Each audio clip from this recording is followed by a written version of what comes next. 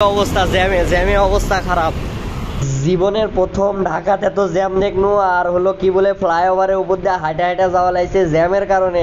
আর কি জন্য হাঁটা হাঁটা গেছি সব কিছু ভিডিওতে থাকবে। তে চলুন শুরু করা যাক। এই যে দেখে পাচ্ছেন এটা হচ্ছে কাজলা, কাজলা বলে এই জায়গা। আমি থাকি এইদিকেই একটা মেসে, তো বের হয়ে গেছি এখন। এখন বাসে দুটা লাগবে গুলিস্তান যাওয়ার জন্য, তো সামনে যে বাস দেখবো। এই যে দেখে পাচ্ছেন এটা হচ্ছে ঢাকা চট্টগ্রাম মহাসড়ক। তো এখন এটি থেকে একটা ভালো বাসে দুটা লাগবে, যেটা তাড়াতাড়ি গুলিস্তান পৌঁছে দিবে, কারণ 8টার মধ্যে বন্ধ হয়ে যাবে। এখন 7টা বাজে। এই যে দেখে পাচ্ছেন এখন বাসে জুটে গেছি, বাস থামা শুনু।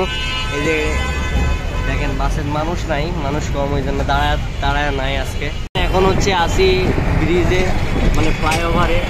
এই যে দেখেন এটা হলো ফ্লাইওভার, নিচে যাওয়ার রাস্তা।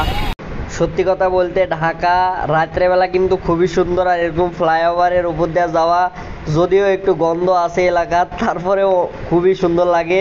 আর মানে আমার তো ভালোই লাগছে, খুবই ভালো লাগছে বলতে গেলে। এটা হলো যাত্রাবাড়ি। এই যে দেখে পাচ্ছেন নিচে যাত্রাবাড়ি, কারণ রাত্রে অন্ধকারে দেখতে পাইনি তখন। মানে জ্যাম যাত্রাবাড়ি থেকে আজকে, প্রতিদিন তো তাও ওইদিকে যে জ্যাম লাগে, আজকে যাত্রাবাড়ি আসতে আসতেই জ্যাম শুরু হয়ে গেছে। কতক্ষণ যে লাগে যাইতে গুলিস্তান আল্লাহ ভালো জানে। দেখেন রাত্রের ঢাকা মোটামুটি ভালো আছে, কিন্তু দুর্গন্ধ। যাই হোক সব কিছু মিলাই ঢাকা।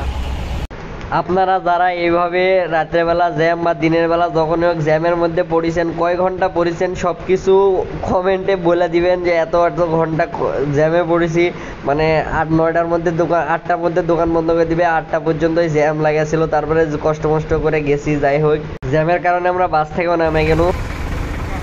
যাও যাও যাও যাও যাও। হ্যাঁ দেখে পাচ্ছেন যে এত জ্যামের কারণে বাস থেকে নামে গেল, কারণ তাড়াতাড়ি যাওয়া লাগবে। এদিকে আবার আপনাদের হচ্ছে কি বলে ওই দোকানপাট বন্ধ হয়ে যাবে, তো যাই তাড়াতাড়ি। আপনারা থাকেন।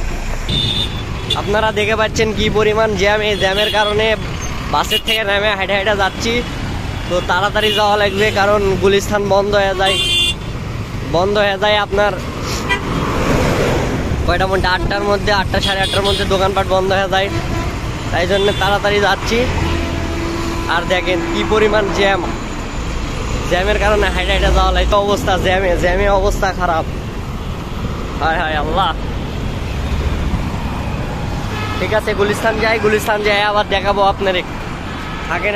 এখন আছি সায়দাবাদের কাছে। এই যে দেখে পাচ্ছেন আমরা সকল বাধা বিপত্তি পার হয়ে চলে আসিছি। শালার বেটা এত জ্যাম, হাইটা আসছি পুরো রাস্তা, উপরে আরো জ্যাম। এই যে দেখে পাচ্ছেন উপরে জ্যাম, আমরা নিচে চলে আসছি, গুলিস্তান চলে আসছি। এই যে জ্যাম নাই, এদিকে হাইটা হাইটা চলে আসছি। এই যে দেখেন হাঁটিচ্ছি। এই যে শিবন ভাই, অস্থির ফিলিংস। ঠিক আছে আমরা এখন দোকানের জিনিস কিনবার যাবো, কারণ ফোনের চার্জও নাই বেশি, সারাদিন খেলাধুলা হয়েছে। তো যাই হোক তাড়াতাড়ি যাই।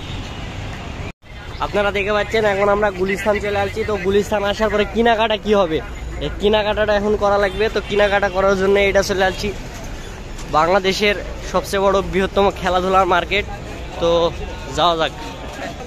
আর আশেপাশে দেখে পাচ্ছেন কত জার্সির দোকানের শেষ নাই। জার্সি মার্সি থেকে শুরু করে কি লাগবে খালি দেখবেন আজকে সবাই। এই যে দেখে পাচ্ছেন খেলাধুলার সর্ববৃহৎ মার্কেট গুলিস্তান, টুইন টাওয়ার, সমবায় টুইন টাওয়ার। তো আমরা যাচ্ছি শফিক ভাইয়ের দোকানে, যাওয়া যাক। আমি মনে করি যতগুলা খেলাঘর আছে সবচেয়ে ভালো বিবাড়িয়া খেলাঘর। তো আমি তো সেখানে যাচ্ছি। আর এদিকে দেখে পাচ্ছেন যে কত কি, আর এখন তো রাত 8টা বাজে গেছে, সবাই দোকানপাট গোছানো শুরু করে দিছে। আর আমিও ওই যে শফিক ভাইয়ের দোকানে চলে আসছি। এটা কিন্তু শফিক ভাই না, এর নাম নয়ন। ওই শফিক ভাই আজকে ছিল না। আর আমার একটা গ্লাভস দরকার ছিল, আর একটা ব্যাট দরকার ছিল। তো একটা ব্যাট নিব কিছু টাকার মধ্যে, ক্রিকেট বল খেলা ব্যাট, আর হচ্ছে গ্লাভস নিব একটা।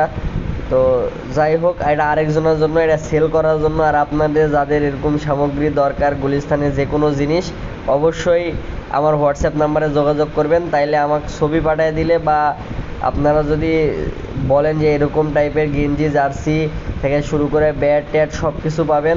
তো আজকে এই পর্যন্তই। আমার ফোনে চার্জ নাই, কি কেনাকাটা হলো এটা আপনার বলে পারছি না। তো তো যাই হোক, কেনাকাটা শুধু ব্যাট আর গ্লাভস আছে। আর পরবর্তীতে কি কি করছি ওটা দেখানো যাচ্ছে না, কারণ মোবাইলে চার্জ নাই।